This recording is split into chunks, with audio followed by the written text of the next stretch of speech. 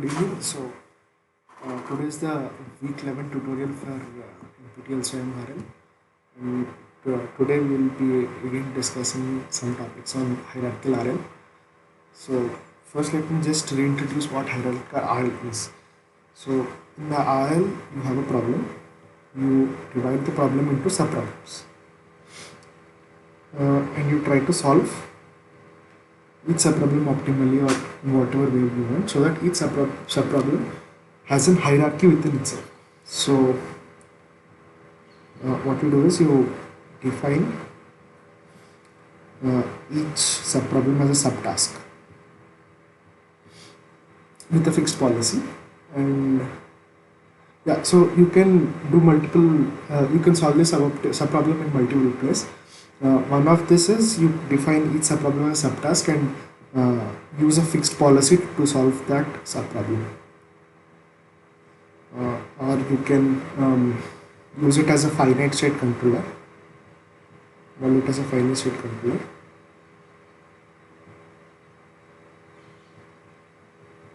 is now.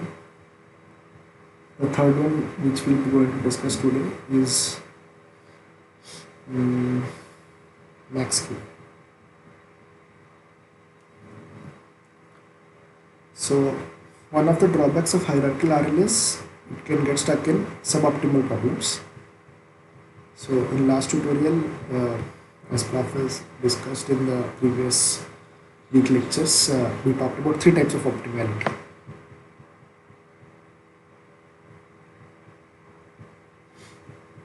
So one was recursive optimality.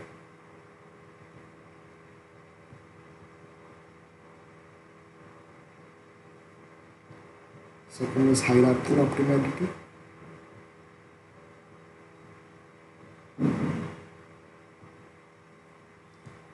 The third was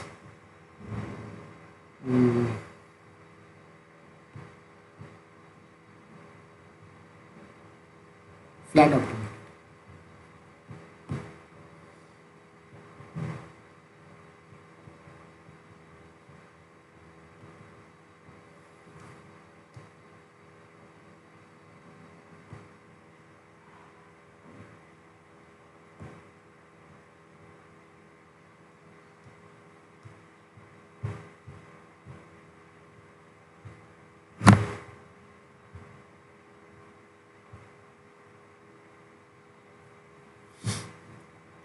So, as discussed in the last tutorial and by Prof in the lecture, so we have flat optimality. We always noted that hierarchical optimality is then equal to recursive.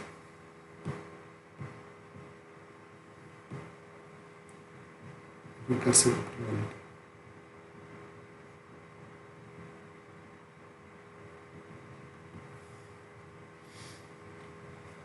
So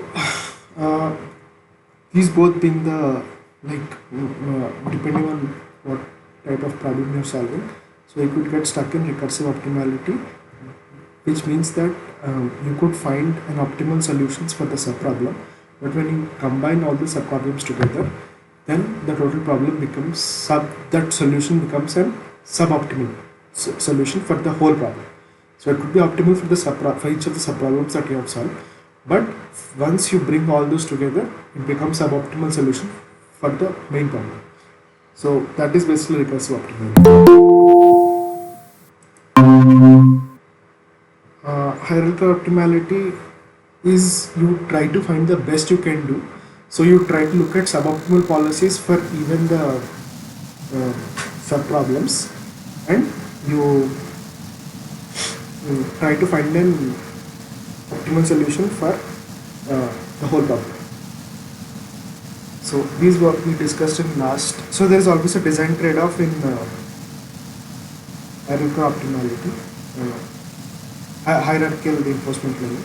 The design trade-off in how much do you want to how much state abstraction you want to what type of optimality you want to achieve. State abstraction versus optimality.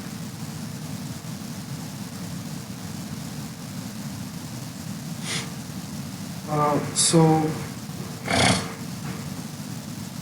sorry.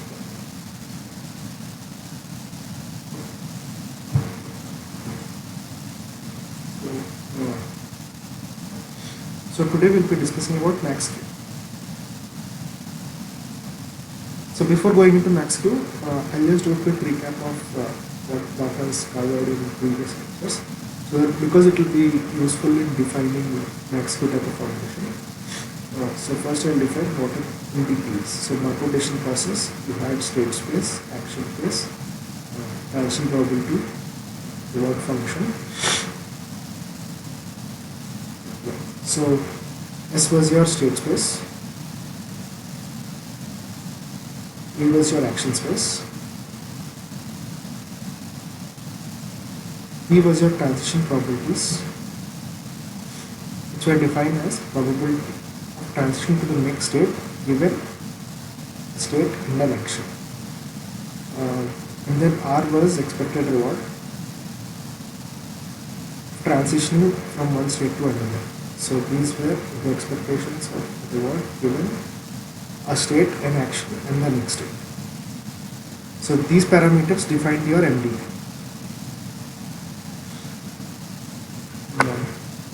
Then you had episodic tasks and infinite horizon tasks.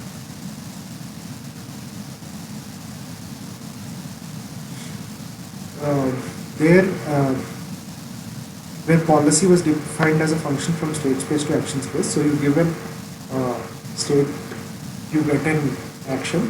So this could be a deterministic policy. If it was a deterministic policy, then it was just E of S equal to A.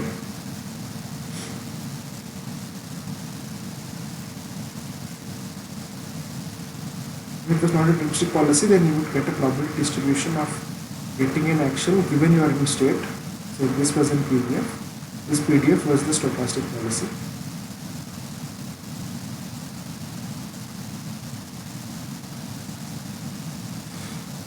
So then you define the value function of each state. So the value function of the each state. So the value function of each state.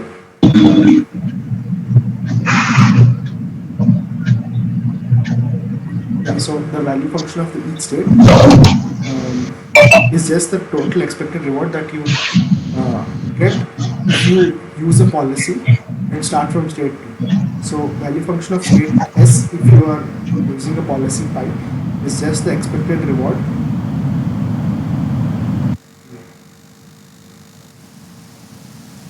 you get given that you have started at state S. So this is for an episodic task. But we generalized it to infinite horizons by using a discount factor gamma such that the summation of the rewards stay bounded. So you have gamma r p plus 1 plus gamma square r p plus 2 plus 1. So this was your value function of a state. Now the Hellman equation was given by E pi of S equal to summation A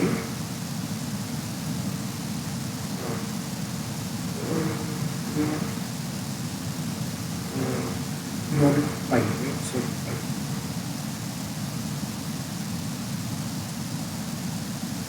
Summation S prime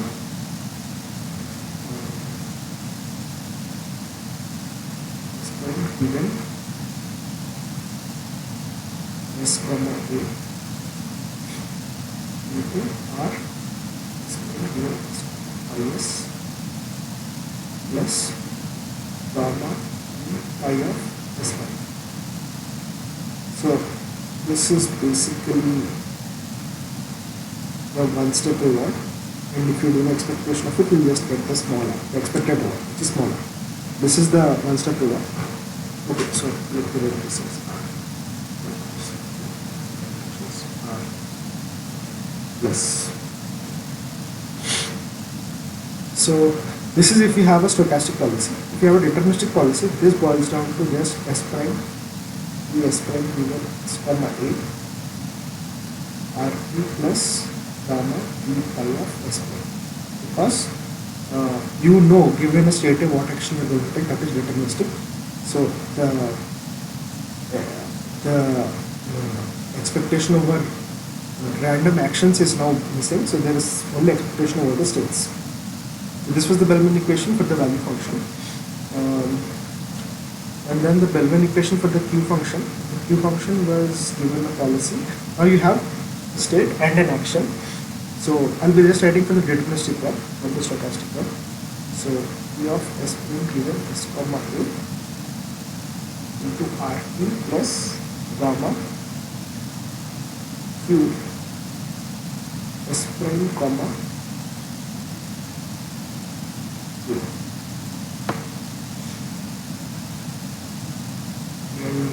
The optimal Bellman over this for deterministic policies was given by P of S prime given S comma A RT plus gamma max over all the A primes to S prime comma A.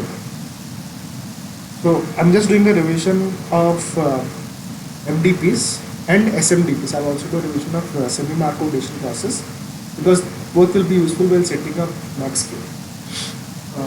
Yeah. So if you guys have any doubt, you can feel free to stop in the middle and ask me. So next we'll be looking at semi-Markov addition process.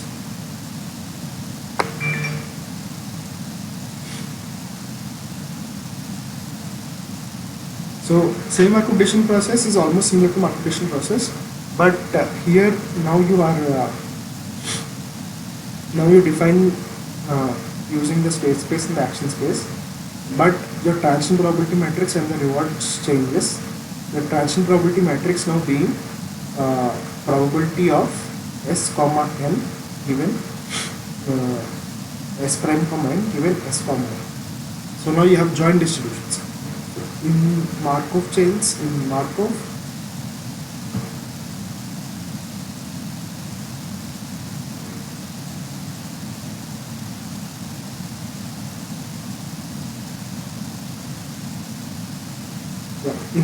you had the transition probability matrix. Transition probability matrix defined by what state you are going to be after taking action.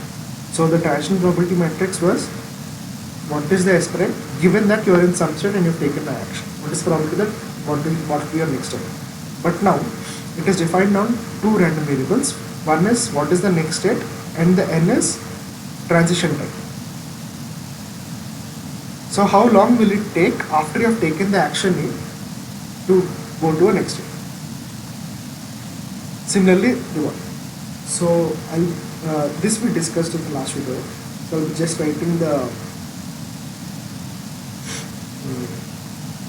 value functions for those. So V pi of S equal to summation. Now since we have so V pi of S for semi-Markov addition process is the total expected reward that you get if you are at state S. So that is basically value of state S, given that your underlying process is semi-Markov addition process. Now it's not an MD. So now you have two things to expectation to do expectation. One is S prime and one is N.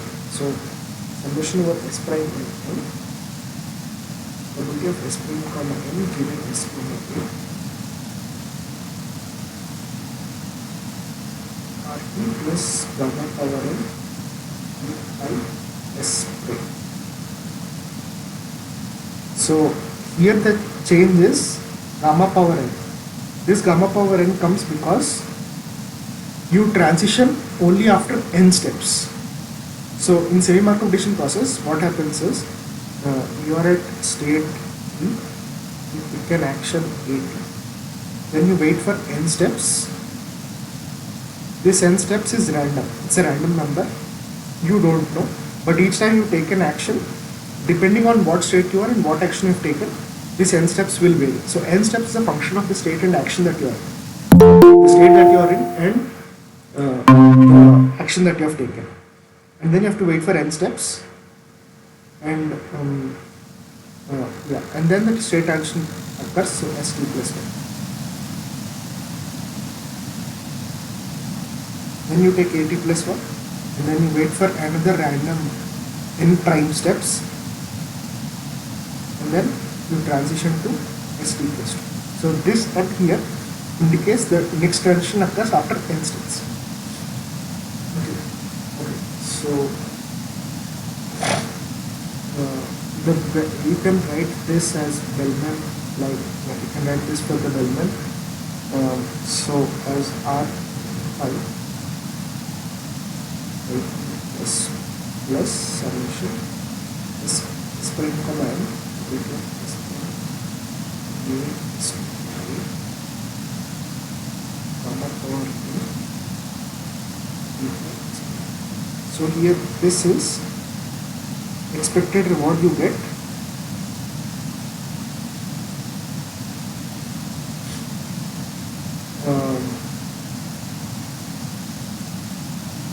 for the first n steps. That n steps is enough. So this expectation is over. This expectation is over s prime and n for the first step. Since you have n also random here, this is, so here what happened was it came out naturally.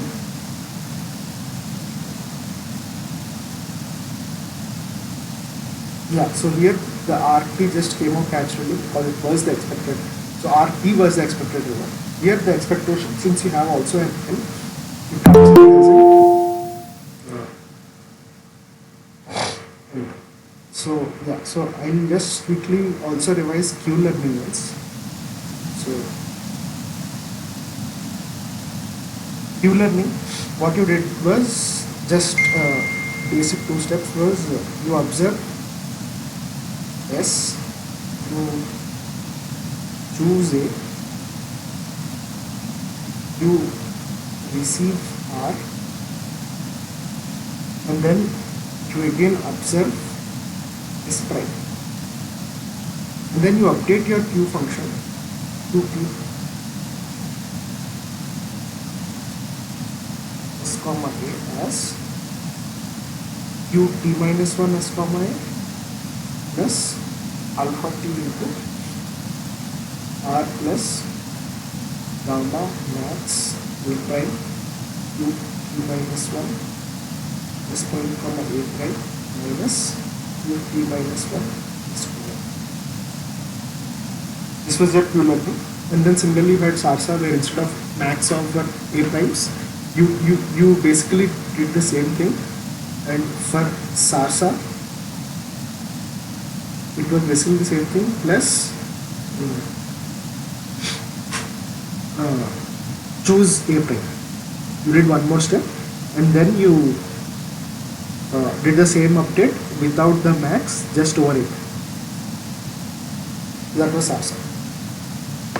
So now so now I'll go into MaxQ. So MaxQ is a form of like hierarchical learning. So hierarchical reinforcement learning. So in MaxQ, to divide into subtasks. So there are subtasks that you divide into. So suppose you have an underlying MDP, right? You divide it into multiple MDPs, say M0, M1, and so on till K. So each of the subtasks that you have formatted is basically an underlying semi-marked decision process. It's not a marked decision process, it's a semi-marked decision process. And each of these you can, each of the MIs you can represent by EI, AI, and RI. So PIs are the termination states.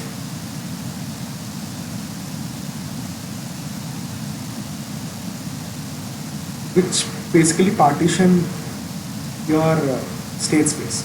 So suppose your core MDP has a state space, action space, boundary transition matrix, and reward function. So what this does is S is partitioned by TI union SI. So these SI are eligible state. Okay, many of you is what did sir use for Okay, these are terminal states. Okay, I forgot about what sir has used, I think. Okay, so these are the valid states where the subtask can be started. So they are the states at which it's valid to start the subtask. While giving an example, I'll tell you all about what terminal states are and what the eligible states are. So TIs are basically your terminal states. So what happens is once you start an SMDP by calling a subtask, that subtask takes some random amount of time to get completes. If at one point it reaches a state which is defined as a terminal state for that subtask, then the subtasks just ends itself and go back to its root. I'll tell all this clearly by giving an example. So just remember that. So the termination states are those states where termination states of a subtask. So now you're looking at subtask of a main problem. So termination state of subtasks is a state where if the subtask reaches there while doing some execution, then the subtask stops and goes back to its previous root subtask. AIs are the set of actions that MI subtask can call. So this can either call the action specific. These are called the terminal primitive actions. These are called the primitive actions.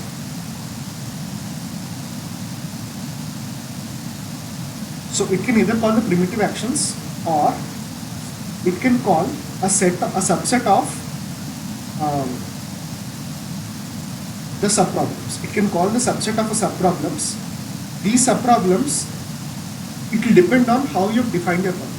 So this also I'll give an example while trying to show what the valid actions that can be called. But keep this in mind. So you can either call the primitive actions. The primitive actions are the actions which are defined for the core MD, not the SMD. And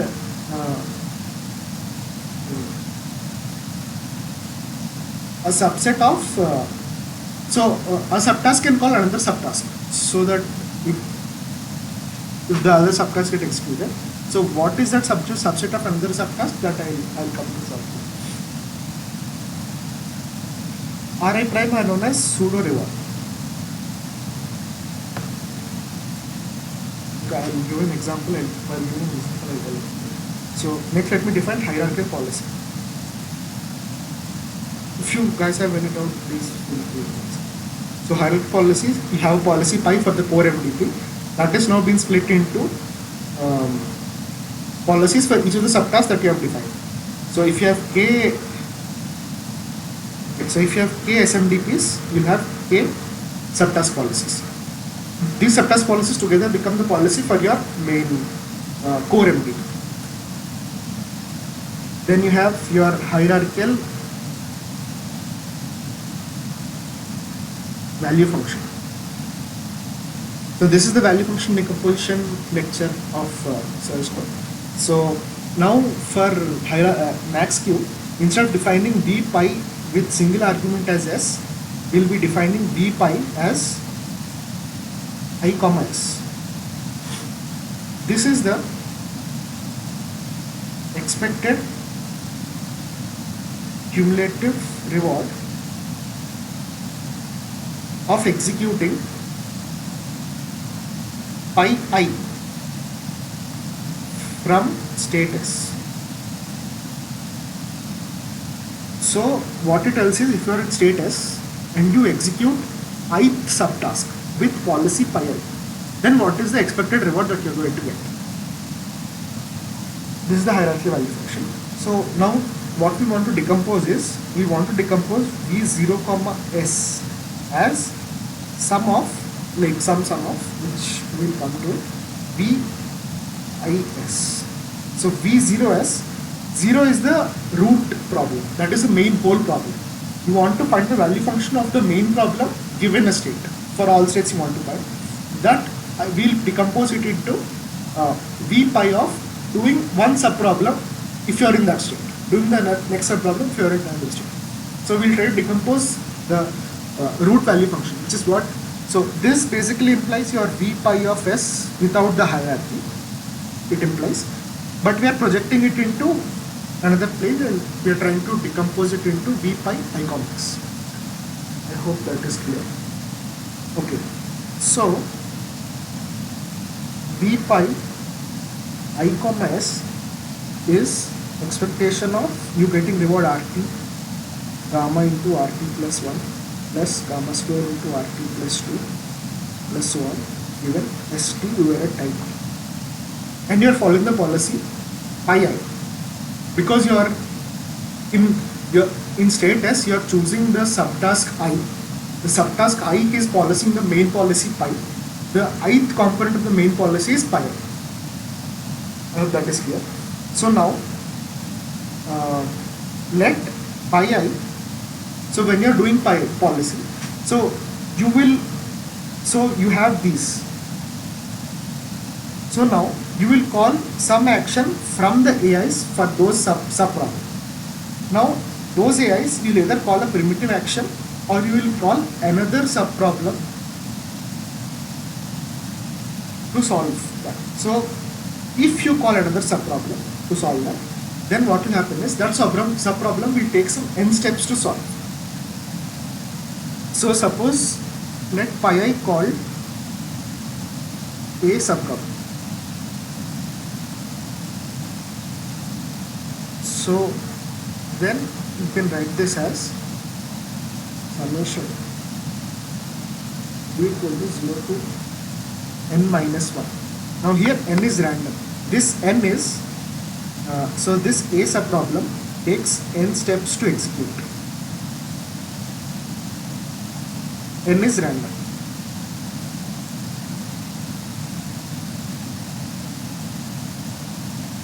Gamma u r t plus 2 plus summation u equal to n minus 1 to infinity gamma u r t plus u given s t is equal to s. So this thing here is basically v pi of I s comma s. So basically, so let me write this a little. Yes. Okay. So basically, what you have done is you have called the a subproblem, right? So you have called the a subproblem. So it basically, so once you are in state S and you are calling the subproblem I, it immediately calls the eighth subproblem. So what you are doing is you are executing the eighth subproblem when you are in state S and going forward, but it doesn't, solving the subproblem doesn't solve the whole bigger problem, the whole ith subproblem. So for that you need to also add the remaining term s prime comma a, this remaining term pi I s prime comma a given s pi s, which is a. Oh no, this is pi I into gamma power n d5 I comma s prime. Now you are in s prime. So now it is like, now you have taken the subproblem A and you have shifted to s prime. Now when you are at s prime, what is the expected reward that you get? This second term boils down to this. The first term is just if you apply subproblem A to state S. That is what you get. I hope this is clear. I'll use an example and I'll show how these are calculated and all. So next, now the q pi I comma hierarchical q function I comma s comma a is given by v pi a comma s plus summation s prime comma n v pi s prime given n comma s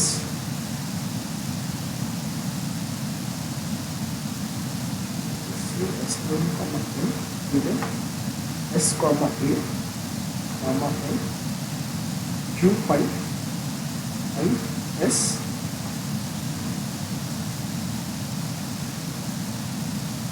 So now this term is known as the completion function. So what does this state is? What does completion function state? So completion function states is you are at state S.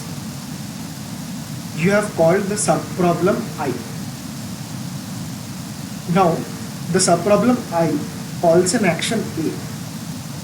What is the expected reward the subproblem I is going to get after the completion of action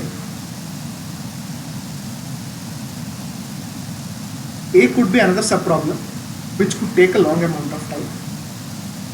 So completion of the A subproblem does not imply that the I subproblem is completed. So you have one subproblem. To do that subproblem, you need to call one more subproblem. That subproblem. So you have completed that subproblem, and then it comes back to this ith subproblem. Now the ith subproblem, the C pi I s comma a gives you. If I completed another subproblem which is related to the ith subproblem, after completing that, what is the expected reward that I get? So this is known as completion function.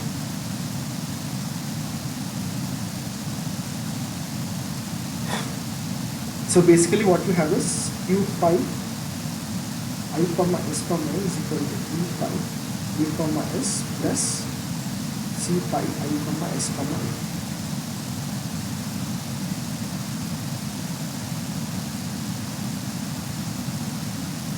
Okay, so v pi a comma s is, so this was from first lecture, so I'm just writing down v pi I comma s comma I of s. If s is, if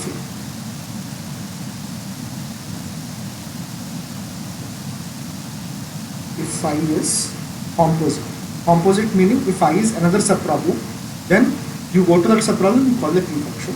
If it is not a subproblem, then it is basically s prime given s comma I or s prime given s comma I if I is primitive.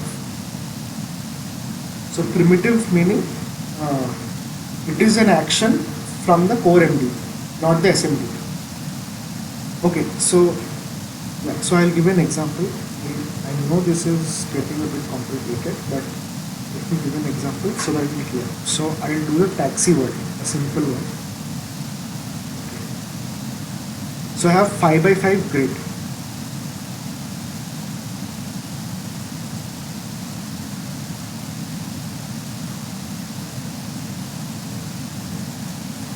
And I have red, blue,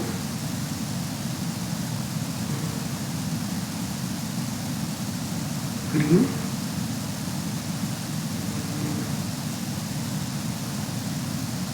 so this is like a big precise one. And I have obstacles. So the obstacles are in this space. I hope it is visible. These are my obstacles.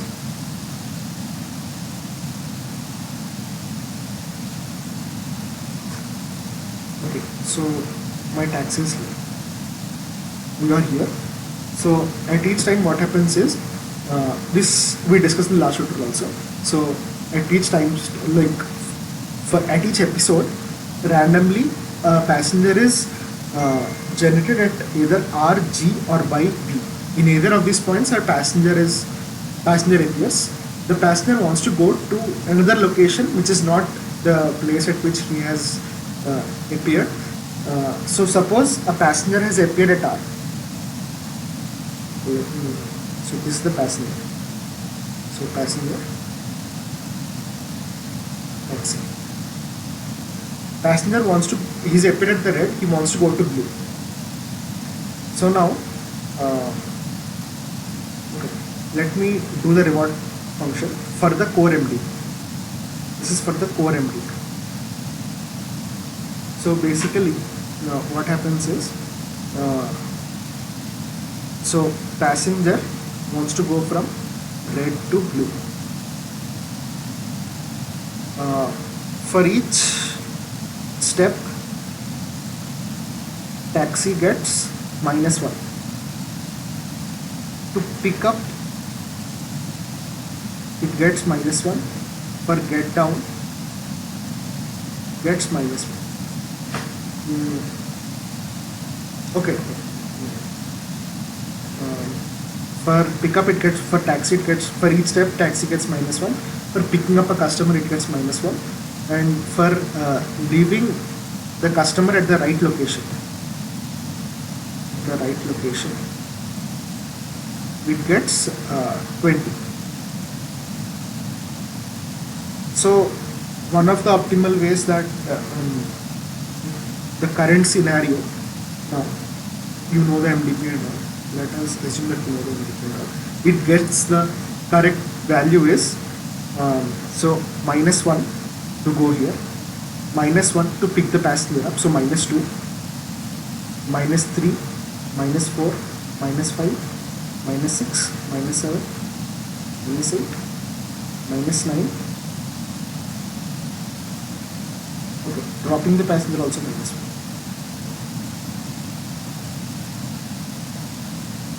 Leave 10.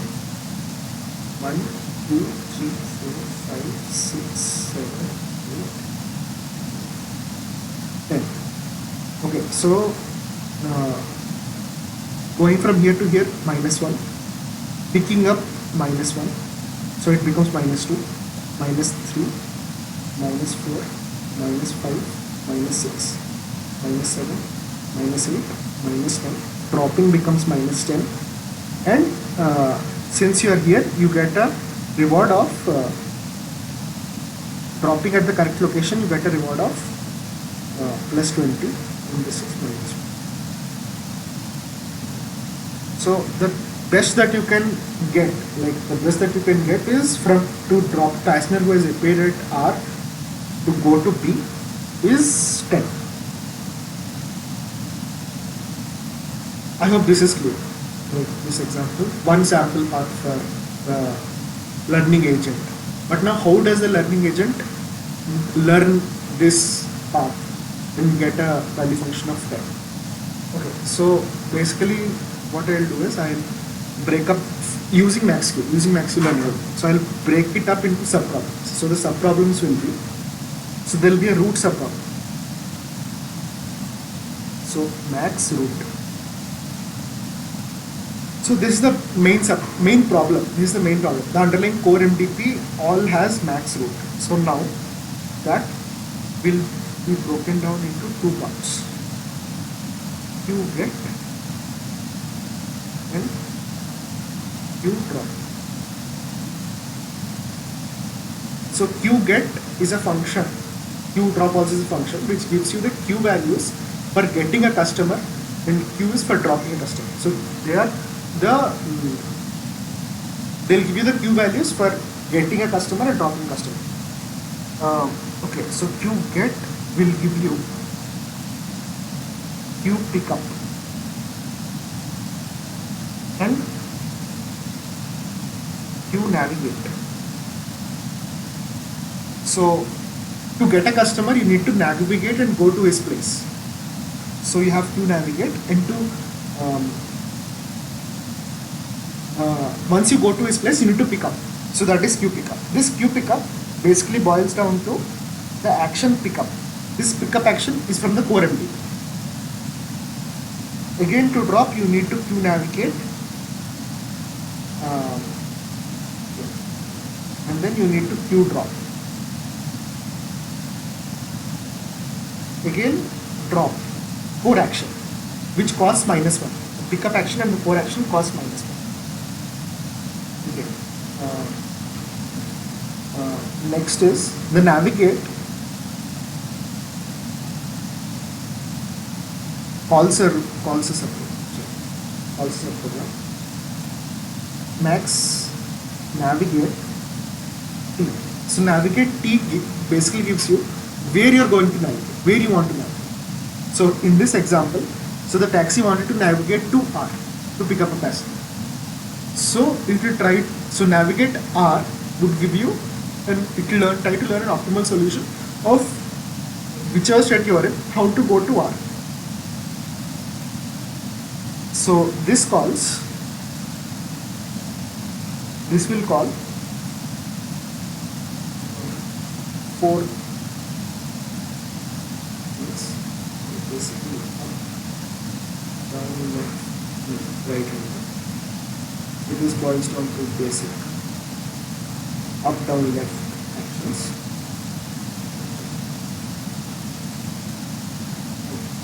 So I hope this dividing the main problem into sub problems is clear. So now your sub problem is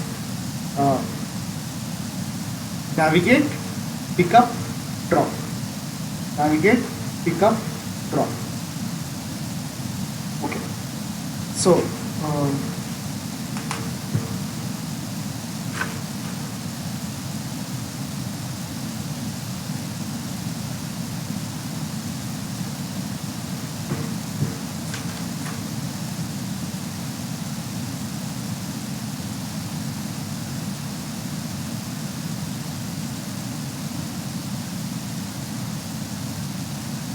okay, so now what you do is you call the route problem first. So max route.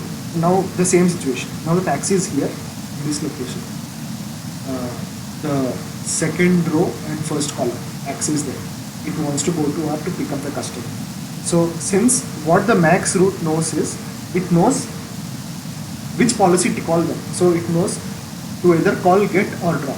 It knows that now at time t I don't have passenger, I have to pick up a passenger. So I don't have passenger in the taxi. So I need to first get the passenger. So it will always call get.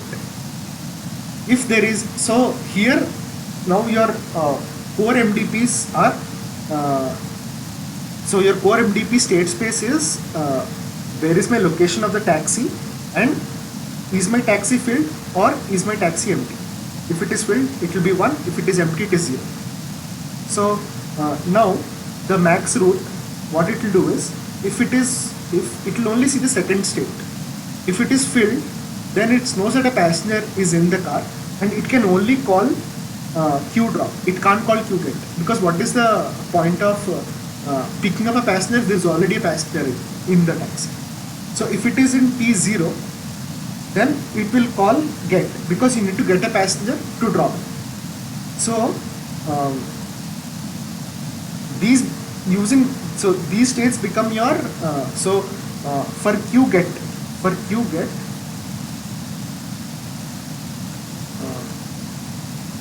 these states become your eligible states. So these are your starting states. If your state is at some location with no passenger, then only you can call Q get. You can't call Q drop. Is that clear? Okay. So it will call Q get. So once it calls Q get, it knows that it can't pick up, because that is not the location of the passenger. You are not at the location of passenger. So it will call Q nav.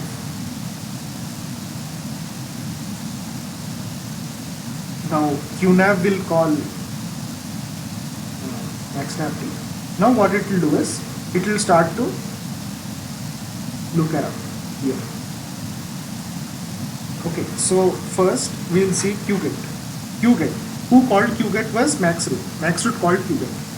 Now Q get knows that the first action that it needs to take is Q nav. It will tell Q nav to give the value of Q nav, but before that it will ask, okay, after Q nav, after I have done Q nav, I have gone to R and I have picked up, what is my rest of the all actions going to cost? So that thing comes from Q drop to Q max. So let us, that is the completion of this thing. So that will be given by, so once it has picked up, it has, so once Q get is done, once Q get is done, it will take -1, -2, -3, -4, -5, -6, -7, -8. minus 8, it will take minus 8. So here, so for max root, okay, so first for max root, so max root is calling qget. Once qget is completely done, what is the next action it needs to do? It needs to do q drop.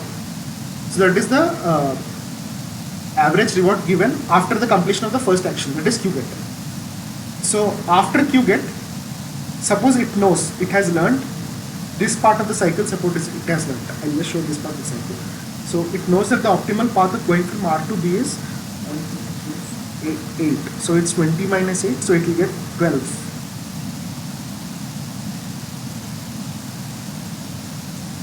This 12 will come from this side of the part. I'm not doing the whole thing at the same time, I'm doing only one side of the part. So this, it will get 12. 12. Okay. So Q. So Q value.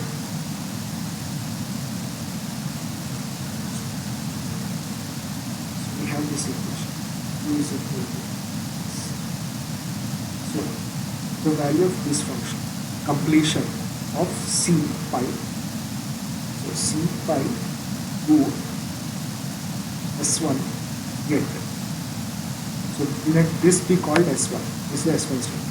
So this is equal to 12. So what does this mean is, after the root, after completing, so the root first fetches get. So after completing get, what is completing get, what is the expected reward that the max root function is going to get?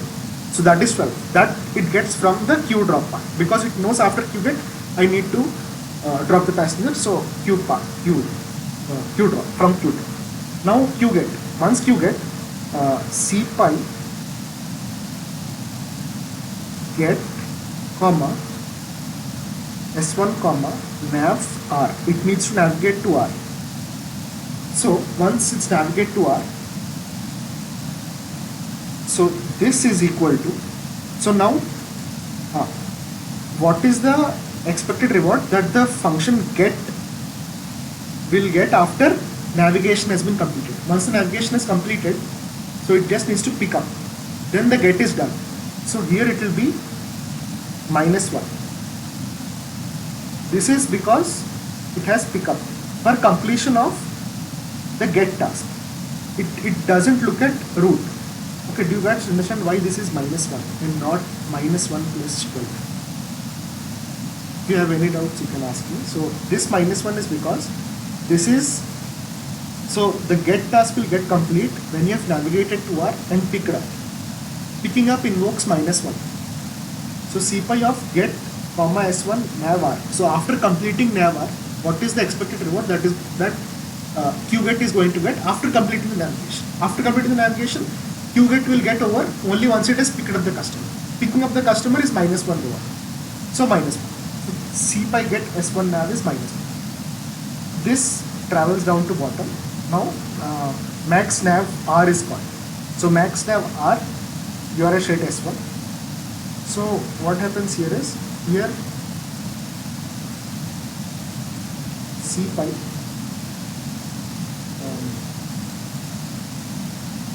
nav R comma S1 comma up is complete.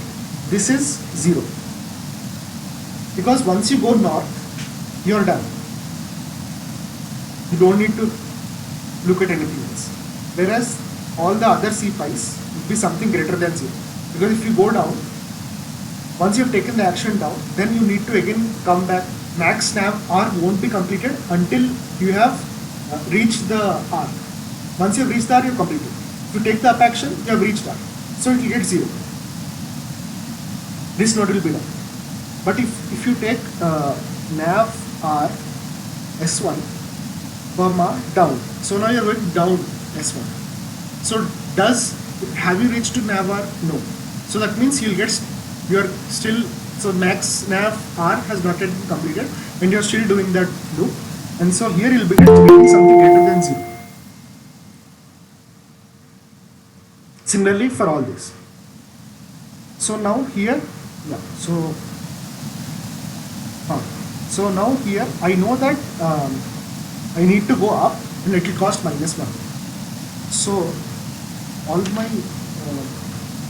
equations will be like so q pi nav r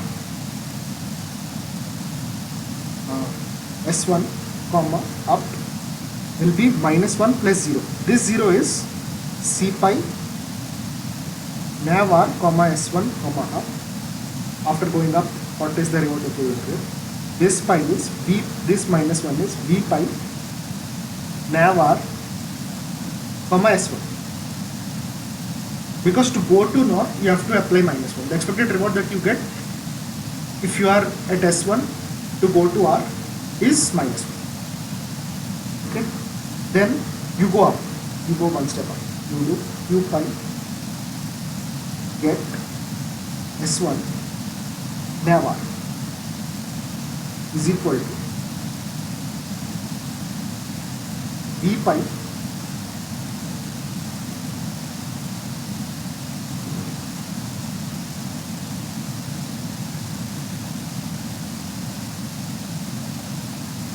get s1 plus c pi get s1 nav r. This c pi get s1 nav r is -1. C pi get s1 nav r is -1. And you can see that b pi get s1 is b pi nav r s1. So this is also -1. You get -2. And you continue doing that.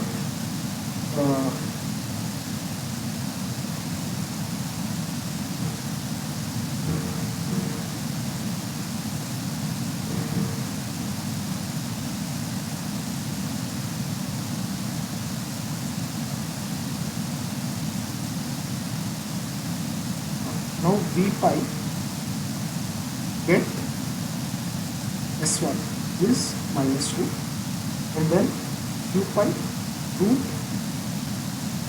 s1 get is -2 plus 12. This is 10. So how does it go is, so to apply this action you get -1. To apply this action you get -1, to apply this action you get -1, to apply this action you get -1. Once you applied this action, the nav r would give you 0. This would give you something greater than 0, this would be something greater than 0, this would give you something greater than 0. Now this will give you something less than 0, very less than 0, this will give you something less than 0, this will give you less than 0. So what will max nav t do is, it will see what is the most optimal path of solving nav r. This. So -1 plus 0, here you will get -1. Now what nav would do is, since you've got -1 and -2 from the pickup, this will get -2. This directly will go to the -1 from here due to pickup, the -1, and these both will travel to -2. Since you have 12, c pi root s1 get -12 root plus 12, this will go to 10.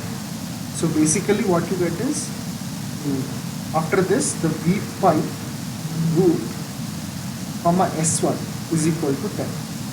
This is what you want to calculate, and you have done this iteratively and by breaking up into subproblems. So that was what your optimal solution value function for that state was. You have calculated optimal b pi for that state. You do this for each and every state, and once you know the value functions for each and every state, you know how to find the optimal values. So you guys have any doubt in the example? Otherwise, done for today. So this is how you iteratively calculate the value functions for each state by breaking a problem into subproblems for next few seconds.